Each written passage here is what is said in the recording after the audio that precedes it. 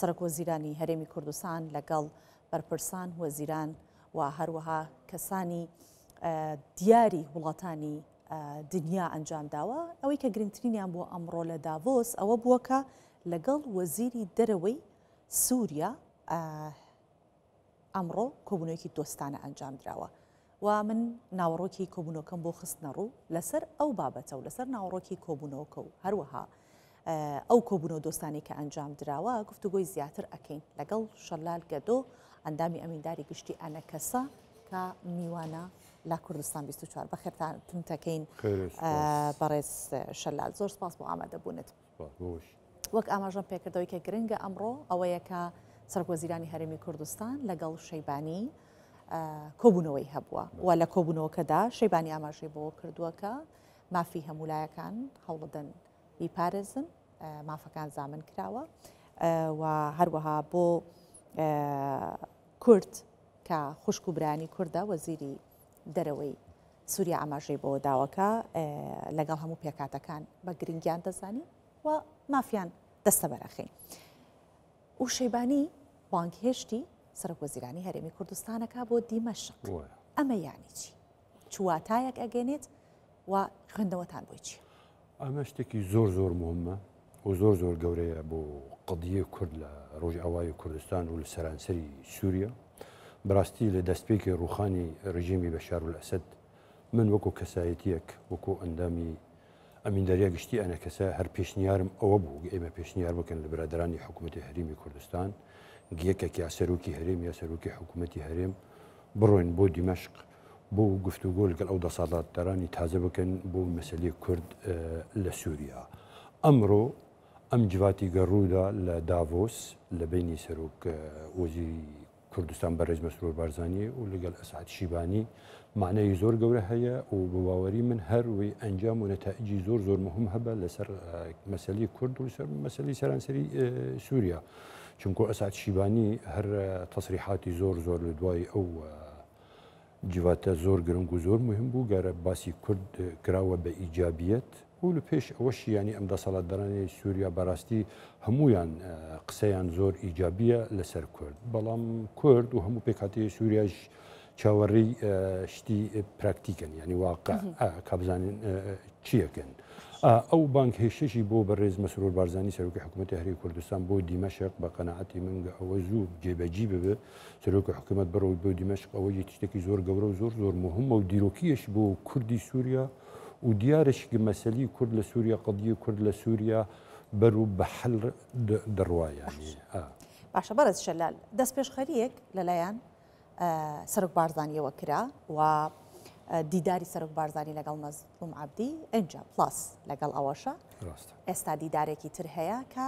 لە نێوان سەرۆک وەزیرانی هەرێمی کوردستان و کاربەدەستانی ئێستای دیمەشق ئەنجامەدرێت و بانگێشتێکیش بە شێوەیەکی فەرمیە بەو مانایە ئەگەر سێری بکەین. ئەمە تا چەند بۆ ڕێخستنی ماڵی کوردی گرنگی هەیە تا چەند کارەکات لەسەر ئەوەی کە پێگەی کورد لە سووریا بەهێز بێت؟ ئەوە شتێکی زۆر زۆر مهمە و زۆر زۆر گەورەیە. ئەو دەست پێشخەری سەرۆک مەسعود بارزانی کە کردی بانکێشی بەڕێز مەزلوم عەبدی کرد هاتە بۆ هەولێر و لەگەڵ کۆبووە ئەو کۆبوونەوەش وابزانم زۆر زۆر ئیجابی بوو و هەروەها بانکهێشی ئەنە کەسەش کرد دوێنێ لێرە بوون هەر ئەواش کۆبوونەوە کرد لەگەڵ سەرۆک بارزانی دیارە دیالۆکی کوردی دەست پێ ئەکا ینی بە زوو بە پەلە و ماڵی کورد و دەنگی کورد و ڕەنگی کورد ڕۆژئاوای کوردستان دەم مەرحەلەدا دیارە گەدەبێ بە یەک وەکو هەمومان دەزانین ژێ لەم مەرحەلەی ناسک ئەگەر کورد نەبێ بە یەک دەنگ و یەک ڕەنگ احتیمال هەیە گە ئەم فرسەتی زێرینی دیرۆکی لە دەستی کورد بڕوە و جارێکی ترشی دووبارە نەبێ تا 10 ساڵ تا 20 ساڵ تا 50 ساڵ ممکنە تا 100 ساڵیش دووبارە نەبێ بۆ ئەوە حرسی سەرۆک بەرزانی و حرسی سەرۆک وەزیران و حرسی حکوومەتی هەرێمی کوردستان ئەوەیە گەلگەت سەڵاتدارانی دیمەشق ڕێکەوەن بۆ مافی گەلی کورد ئەوەیە وتوانە بن ماڵی کوردی بکن بە یەک دەنگ و یەک ڕەنگ خیتابێکی سیاسی موحەدی کورد هەبێ لەم قۆناغەدا و بڕۆ بۆ دیمەشق بۆ گفتوگۆیی بکەن بۆ مافی گەلی خۆی و وابزانم ئەنجامی باش بەدەست کوردەکەوێ و دیارە خوێندنەکەمان وایە من وەکو کەسایەتیەک وەکو سەرکردێک وەکو ئەنە کەسیش هەر ئێمەوا تەماشا دەکەن دیارە لەم مەرحەلەدا لەم قوناغەدا مافی کورد وردە تەثبیت دەبێت لە دەستوری سووریای ئایندەش یعنی ئێستا مەرحەلی ئینتیقالی لە سووریا هەیە دەستی پێ کردووە و ئێمەشی وەکو ئەنە کەسە و وەکو برادرانی تریش قەسەدە و پەیەدە و پەیەنەکە هەمومان پێویستە پەلە بە پەلە بڕۆین بۆ دیمەشق و توانێت بن خۆ بیکەن بە یەکدەنگ و بە یەک ڕەنگ و توانێت بن دیفاعی لەبەر مافی گەلی خۆی بکەن ئێستا دیمەشقی شوا بزانم کۆنگرێکی نەتەوەی دەبەستێنن یعنی بە زووترین کات لەو کۆنگرەدا معالمی مەرحەلی ئینتیقالی دیار دەبێت و هەر کۆمیتێ نووسینی دستور احتیمالە دیار ببێ و هەر حکوومەتێکی ئینتیقالی ئەوەی کە گرنگە چۆن بەشداری لەم کۆنگرێ بکرێت یەکریزی کورد چەند گرنگە لە ناو ئەم جۆرە دیدارە ئەم جۆرە لە یەک نزیک بوونەوانە و جگە لەوانە تا چەند گرنگە کە کورد لەگەڵ کووردا دابریشێت بۆ چارەسەرکردنی پرسی خودی کورد ئەگەر کورد تەکاتەک بڕۆین بۆ ئەو کۆنگرە بە قەناعەتی من وێرانە قەدیە کورد وێران دەبێت مافی گەلی کورد وێران دەبێت کورد پێویستە بە چ سەمەن بێ بە یەکدەنگ و یەکڕەنگ و بڕۆی ئەو کۆنگرە بەشدار ببێت چونگۆ لەو کۆنگرە معالمی سووریای تازە سووریای ئایندە لەو کۆنگرە تێنووسین و خەڵک لەسەر ڕێتکەون ئەو کۆنگرە هەموو پێکهاتی سووریا دەڕۆین لی بەشدار دەبن بەشداربوونی کوردیشی بەڕای من یەکەم دەوەی بۆ کورد یەکگرت و بن ئەوە یەک دووەم دەوەی بۆ کورد وەکو ڕێژەی ملەتی کورد وەکو سقلی ملەتی کورد لەو کۆنگرە بەشدار بن نمونە ئێستا باس دەکەن دەڵێن احتیمالە لە 1000 تا 1500 کەس مندوب لەو کۆنگرە بەشدار ببێ ئێمە وەکو کورد لە سەتی 10 تا 15 لە خەڵکی سووریا دەوێ هەژمارەکەمان وەکو سقلی ئێمە بە وەکو دەوری ملەتی کورد بە وەکو هەبوونی ملەتی کورد بە لە سووریا نابێ ئێمە بە ئەندامێک یا بە سێ ئەندام یا بە حیزبێک یا بە کەسایەتیەک بەشدار ببن لەو کۆنگرە باش هەرێمی کوردستان چی پێ ئەکرێ لە ڕێخستنی نوێی دیمەشق و ڕۆژاوە هەموو شت بە هەرێمی کوردستان ئەکرێ بەڕاستی ینی کورد لە سووریا ئەگەر یارمەتی هەرێمی کوردستان نەبێ ئیشی کورد زۆر زۆرە هەرێمی کوردستان زۆر یارمەتیمان دەدە لە واری دیبلۆماسی لە واری تێکەڵی لە واری سیاسی لە هەموو وارەکانی تریش ینی ئەلحەمدولیلا براگەورەکەمان هەن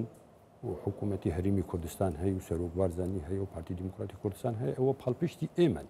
پاڵپشتی ئەم برادران بۆ ئێمە لەم مەرحەلەدا شتێکی زۆر مەحوەریە و زۆر گرنگە و زۆر مهمە ئەوانەش تەخسیری ناکەم بەڕاستی ینی لە سەرۆک بارزانانی و تا سەرۆکی حکوومەت و تا سەرۆکی هەرێم و تا هەموو حکوومەتی هەرێمی کوردستان هەل پاڵپشتی قەدیە کوردن پاڵپشتی ملەتی کوردن لە ڕۆژئاوایی کوردستان پرسیارێکم لە جەنابەت کرد ئاماژەم بۆ کرد کە چەند گرنگە کە کورد و کورد بۆ بە یەکەوە لە چارەسەرکردنی کێشەکانی خۆیان